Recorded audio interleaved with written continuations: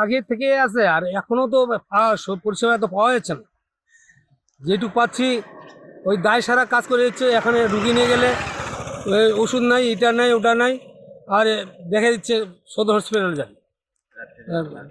তারপর ঠিক মতো ডাক্তার থাকে না, রাত্রে ডাক্তারও থাকছে না।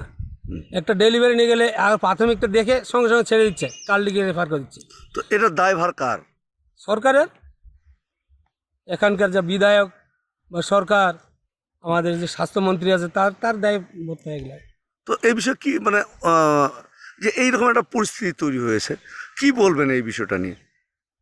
কি আর বলবো, এখন তো আমি একাই বলতে পারবো না। এখানে তো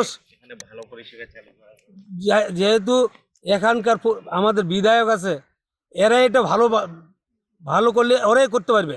আর ওরা যদি মনে করে আমরা এখানে এখানে তাল বাহানা করে আর চালিয়ে যাব, আর ইলেকশন আসবে, ইলেকশনে আমরা মোজা লুটে আবার ছেড়ে দেবো।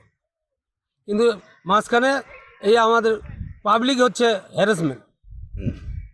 মানে মোট কথা হচ্ছে রাজ্য সরকারের যে হ্যাঁ, হ্যাঁ, হ্যাঁ, মানে যে দৃষ্টিকোণ, যেটা রাজ্য সরকার যেটা দেখার দরকার সেটা কিন্তু দেখছে না। সেটা দেখছে না।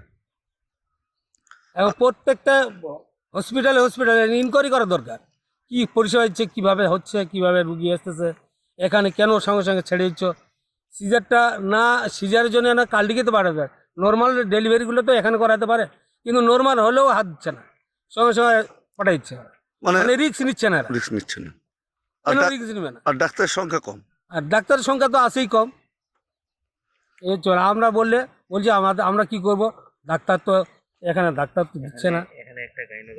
আর এখানে তো গাইনো ডাক্তার একটা দরকার, বিশেষ করে ডাক্তার দরকার, 24 ঘন্টা যেন ডাক্তার থাকে, সেইভাবে যেন আমরা পরিষেবাটা ভালো পাই।